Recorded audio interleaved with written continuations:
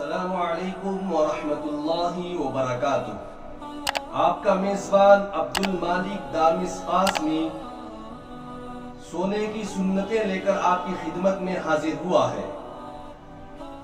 इससे पहले की 2 वीडियो बना दिए गए हैं। पहले वीडियो में 1 से लेकर 10 तक सुन्नतें बयान की गई हैं। दूसरे वीडियो में 11 से लेकर 15 तक सुन्नतें बयान की गई हैं। जो ख़वातीन व हज़रात ये वीडियो नहीं देखे हैं वो हमारे चैनल पर जाकर इन वीडियोस को देख लें ताकि तफसील से सोने की सुन्नतें आपके सामने आ जाएं। ये सोने की सुन्नतों का तीसरा पार्ट है।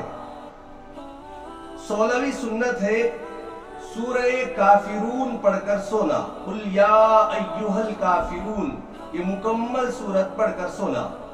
नबी पाक अलैहिस्सलातु वस्सलाम ने फरमाया, जो आदमी सोते वक्त ये सूरा पढ़कर सोता है उसके लिए 4 फायदे बयान किए गए हैं।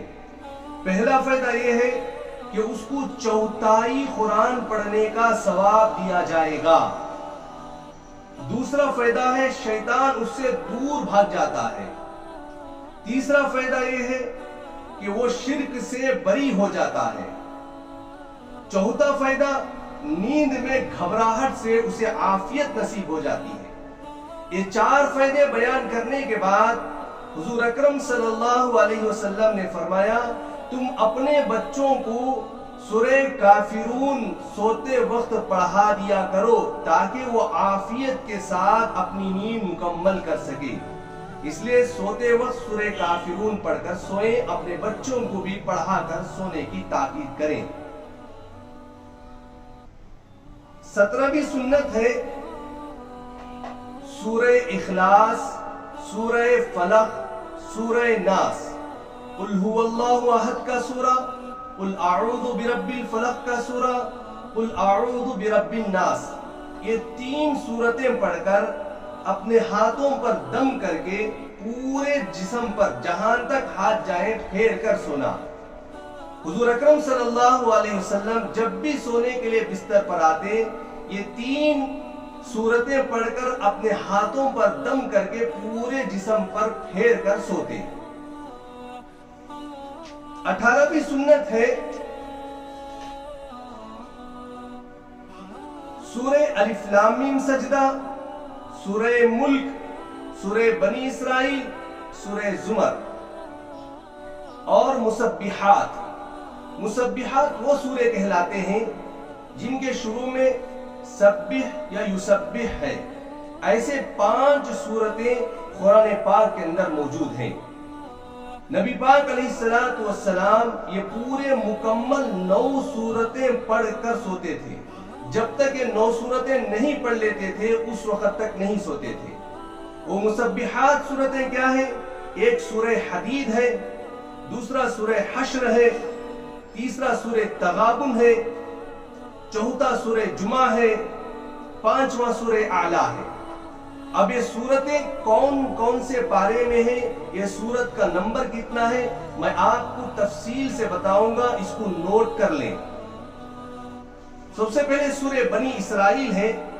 इस सूरत का नंबर 17 है और ये 15वें पारे में आता है। दूसरा सूरह अलिफ लाम मीम सजदा है। इसका नंबर है 32। ये 21वें पारे में 21वें पारे में आता है। तीसरा सूरह है सूरह जुमर। इसका नंबर है 39, 30 पर 39 और ये आता है 23वें पारे में, 23वें पारे में। और चौथा सूरा है सूरह मुल्क। इस सूरत का नंबर है 67 और 12 नंबर है 29। मुसब्बिहात सूरतों की तफसील इस तरह है कि पहला सूरा आता है सूरह हदीद। इसका नंबर है 57 और 12 नंबर है 27। दूसरा सूरा है सूरह हश्र। इसका नंबर है 59 और 12 नंबर है 28। और तीसरा सूरा है सूरह जुमा। इसका नंबर है 62 और 12 नंबर है 28। اور چوتھا سورہ ہے سورہ تغابن، اس کا نمبر 64 ہے اور یہ 28ویں پارے میں آتا ہے۔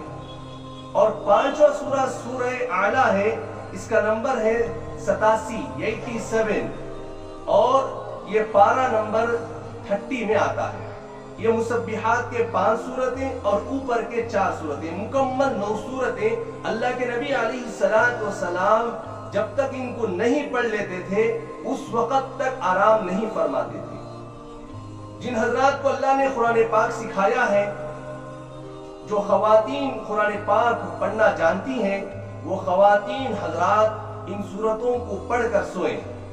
حدیث پاک کے اندر آتا ہے جو آدمی 10 سورتیں پڑھ لیتا ہے، 10 آیتیں پڑھ لیتا ہے، وہ غافلوں میں شمار نہیں ہوگا۔ اور جو بندی 100 سورتیں پڑھ لیتا ہے وہ اللہ کے فرما بردار بندوں میں شامل ہو جاتا ہے۔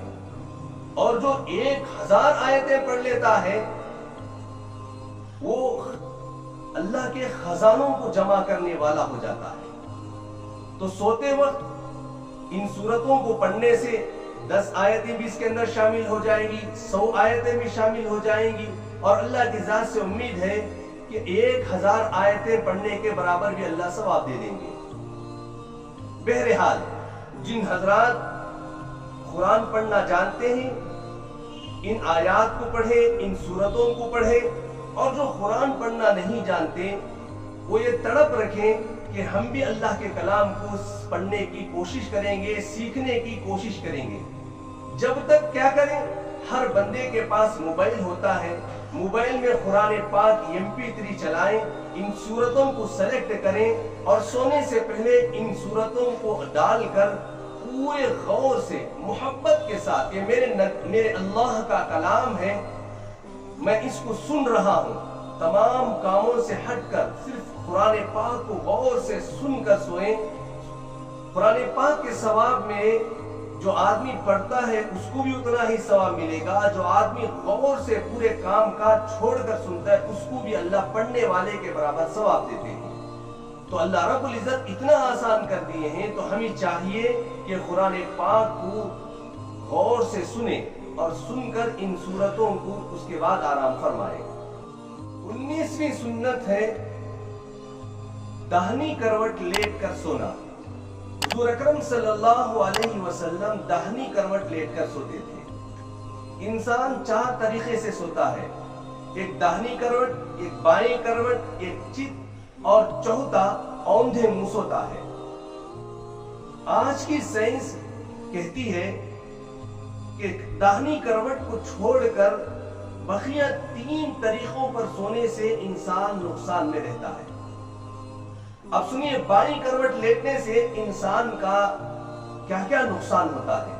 پہلا نقصان یہ ہوتا ہے کہ اس کی دل پر پریشر پڑتا ہے، اس کے دل پر جسم کا وزن پڑتا ہے، جس کی وجہ سے اس کے جسم میں خون کی روانی کمزور پڑ جاتی ہے، دل کو پوری قوت کے ساتھ کام کرنا پڑتا ہے، اور اس کی وجہ سے انسان کی نیند مکمل نہیں ہوتی، انسان گہری نیند میں چلا جاتا ہے اور ڈرونے خواب اس کو پڑتے ہیں۔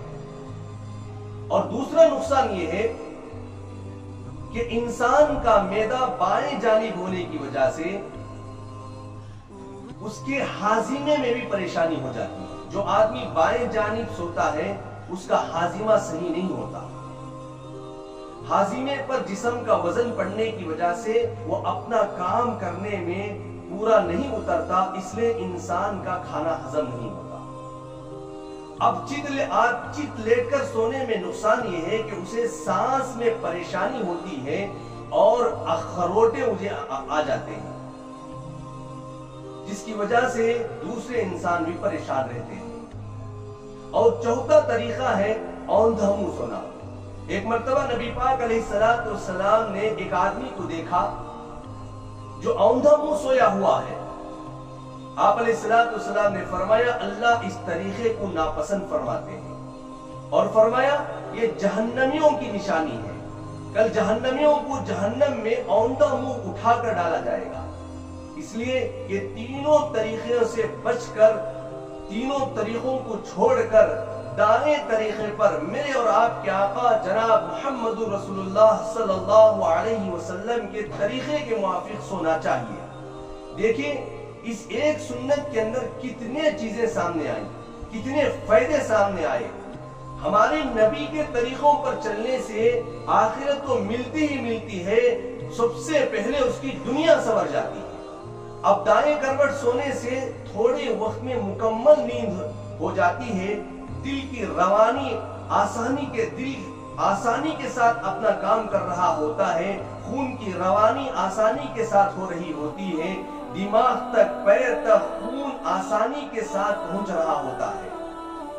یہ تمام نقصانات سے انسان محفوظ ہو جاتا ہے، دنیا بھی ملتی ہے اور آخرت بھی ملتی ہے۔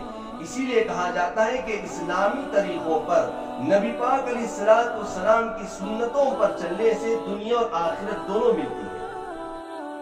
20ویں سنت ہے چہرے کے نیچے داہنا ہاتھ رکھ کر سونا، اور نبی پاک علیہ السلام اپنے رخسار مبارک کے نیچے اپنا داہنا ہاتھ رکھ کر سوتے اور یہ دعا پڑھتے، اللہم قنی عذابک یوم تبعث عبادک۔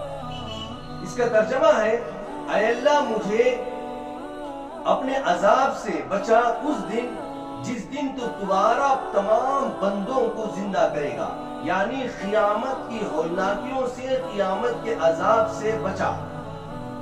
اللہ کے نبی علیہ السلام یہ دعا 3 مرتبہ پڑھتے تھے۔ آج کے لیے بس اتنے ہی سنتیں، انشاءاللہ آئندہ اور سنتیں لے کر آپ کا میزبان عبدالمالک دامس قاسمی آپ کی خدمت میں حاضر ہوگا۔ مجھے اجازت دیں، السلام علیکم ورحمۃ اللہ وبرکاتہ۔